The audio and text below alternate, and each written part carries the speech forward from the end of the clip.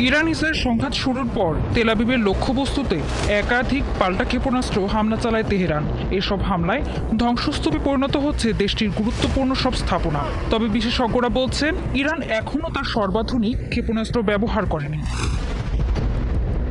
ইরানের Tasnim news agency বলছে, সংঘাতে ইরান এখন পর্যন্ত কাদর ও এমাদ ক্ষেপণাস্ত্র ব্যবহারই করেন। এই দুটি ক্ষেপণাস্ত্র একই পরিবারের, উভয়ের পাল্লা প্রায় 1800 কিলোমিটার এবং এরা প্রায় 750 কেজি ওজনের ওয়ারহেড বহন করতে পারে। তবে পুরোটা বিস্ফোরক নয়। ধারণা করা হয় এমাদ ক্ষেপণাস্ত্র কাদরের তুলনায় বেশি নিখুঁতভাবে লক্ষ্যভেদ করতে সক্ষম। এর আগে 2023 সালে ট্রু প্রমিস অভিযানের সময় এই ক্ষেপণাস্ত্র দুটি ব্যবহার করা হয়েছিল।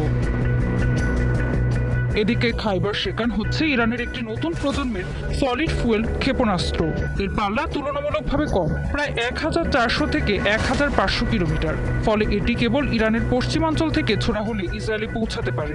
এর ওয়ারহেড 500 থেকে 600 কেজি হলেও সলিড প্রোপালশন ব্যবস্থার কারণে এর গতি ও নিখুঁতভাবে হামলা চালাতে সক্ষম।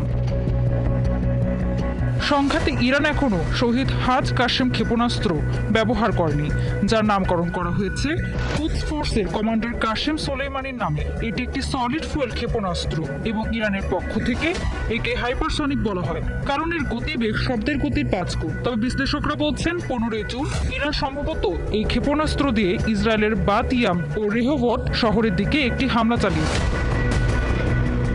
সবচেয়ে অবাক করা বিষয় হলো ইরান এখনও এই যুদ্ধে ইসরায়েলি সংবাদ মাধ্যমের ভাষায় ডুমসডে অস্ত্র হিসেবে পরিচিত খোরাম শাহ ক্ষেপণাস্ত্রই ব্যবহার করে। এটি ইরানের সবচেয়ে শক্তিশালী ক্ষেপণাস্ত্র হিসেবে পরিচিত। এর ওয়ারহেড বহন ক্ষমতা 1800 কেজি পর্যন্ত। 2017 সালে এটি উন্মোচিত করা হলেও এখন পর্যন্ত কোনো সামরিক অভিযানে ব্যবহার করতে দেখা যায়।